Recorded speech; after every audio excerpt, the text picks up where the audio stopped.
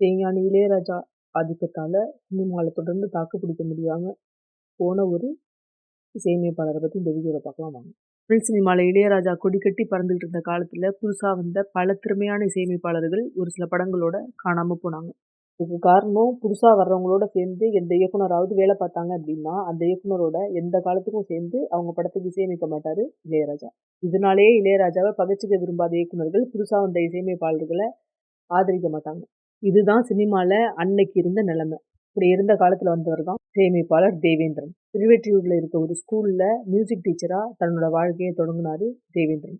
தேவேந்திரன் வேலை பார்த்துட்டு இருந்த ஸ்கூல்ல நடந்த ஒரு நிகழ்ச்சிக்கு சிறப்பு விருந்தினரா வந்திருந்தாரு இயக்குனர் ஆர் சுந்தரராஜன். ஸ்கூல்ல இருந்த மாணவர்கள் பாடின பாட்டை கேட்டு அதனால ஈர்க்கப்பட்ட ஆர் சுந்தரராஜன் அந்த பாடலுக்கு இசையமைச்சிருந்த தேவேந்திரன் தான் என்னோட அடுத்த படத்தோட இசையமைப்பாளர் அப்படின்னு சொல்லி அந்த விழா மேடையிலேயே சொன்னார். ஆனா அதுக்கப்புறம் ஆர் சுந்தரராஜன் படம் எடுக்க ரொம்ப நாள் ஆயிடுச்சு. இந்த நேரத்துல இயக்குனர் பாரதி ராஜாவோட மைத்துனர் மனோஜ்குமார் கண்ணுக்குள் வைரம் அப்படிங்கிற படத்தின் மூலமா தமிழ் சினிமால இயக்குனரா அறிமுகமாறாரு. கண்ணுக்குள் வைரம் படத்துக்கு இசையமைக்கிறதுக்கு முதல்ல இளையராஜாட்ட கேக்குறாங்க. ஆனா முடியாது அப்படின்னு சொல்லி அவர் மறுத்துறாரு. இதனால ஆர் சுந்தரராஜன் தேவேந்திரனை பத்தி மனோஜ்குமார்ட்ட சொல்ல கண்ணுக்குள் வைரம் படத்தின் மூலமா தேவேந்திரன் தமிழ் சினிமால இசையமைப்பாளரா அறிமுகமாகிறாரு.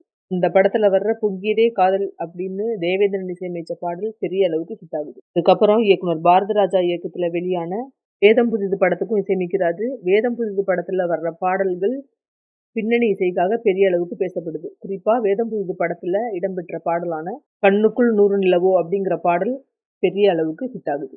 மொத்த 30 வருஷத்துல இசையமைப்பாளர் தேவேந்திரன் 20 படத்துக்கும் கம்மியா இருக்க பாடல்கள் தான் இசையமைக்கிறார். ஆண்களை நம்பாதே, ஒரே ரத்தம், கணம் கோர்த்தார் அவர்களே, காலையும் நீயே மாலையும் நீயே இந்த படங்கள்லாம் தேவேந்திரன் இசையமைத்த ஒரு சில படங்கள்.